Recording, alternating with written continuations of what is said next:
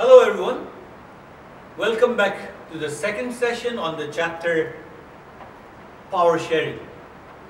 In the previous session, we have already discussed about the nature of power sharing in two countries, the countries of Belgium and Sri Lanka, and the outcomes of the nature of power sharing in these two countries, in which we have come across that in Belgium, the conflict among the communities were solved in a peaceful way through various amendments in the constitution.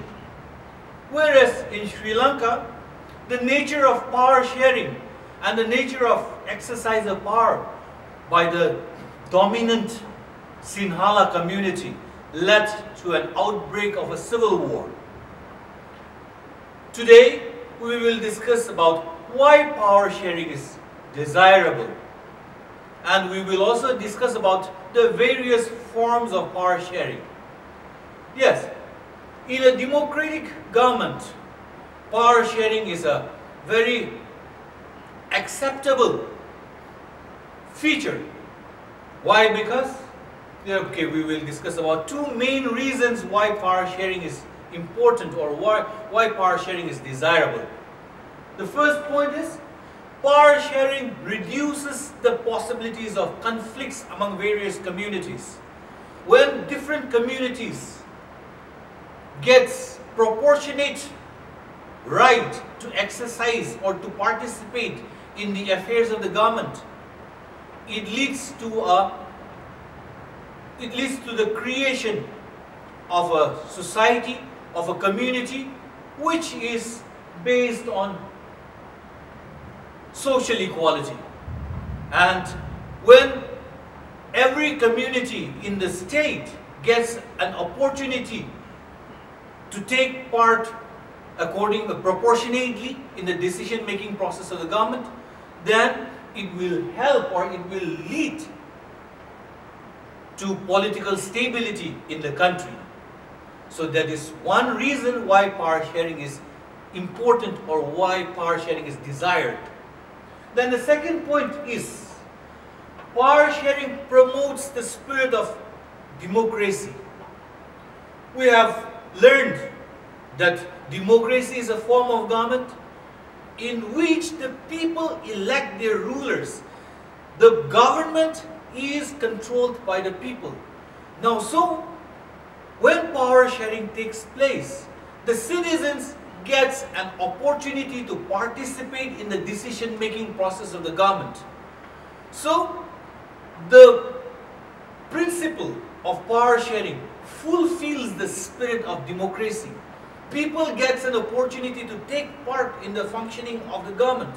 So, this is how power sharing helps in fulfilling or achieving the spirit of democracy. So, these are the two reasons, two main factors why power sharing is desirable. Power sharing can take various forms. So let us discuss about some forms in which power sharing takes place. In a democracy, power is not concentrated in the hand of a single head, but the power of the government is divided or shared among different institutions of the government. So the first point, the first form in which power can be shared is power is shared among the different organs of the government. We have learned in our lower classes that the government has three main organs: the legislature, the executive, and the judiciary. So, every organ of the government is entitled to exercise different kinds of power in their own area. The legislature is delegated with the power to make laws or to frame laws. This authority of the legislature cannot be exercised by the judiciary. In the same way, the executive executes the law which has been framed by the legislature. Then it is the judiciary which interprets law. So these different organs of the government are entitled, or they are delegated with different powers, different forms of powers. And so this is how power is shared among the different organs of the government. This is one way or one form of power sharing.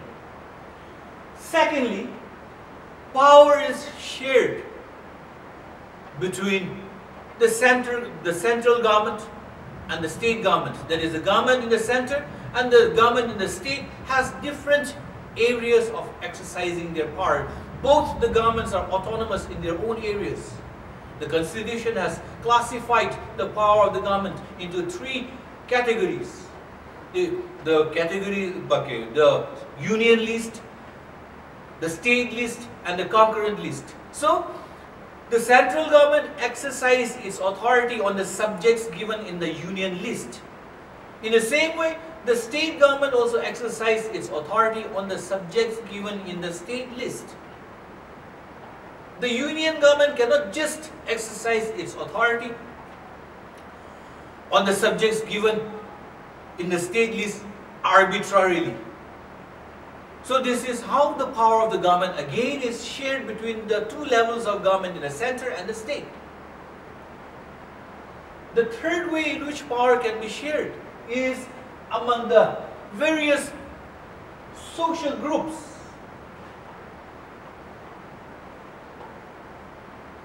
We have seen the case of Belgium.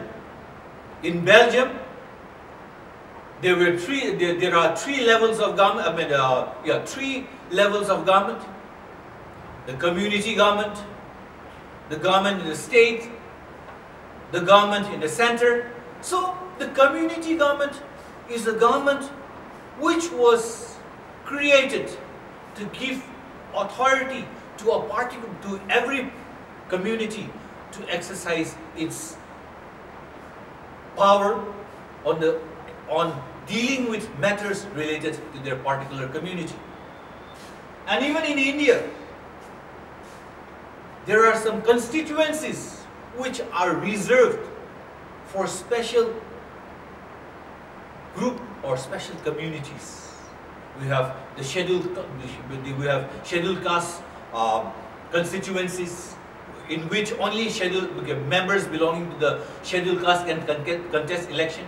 We have the scheduled tribe constituencies in which only members belonging to the scheduled tribe can contest election. So these opportunities or these provisions give opportunity to particular communities to participate participate in the affairs of the government. So this is one way of power sharing again. Then the last form of power sharing is power can be shared among political parties, pressure groups, and movements.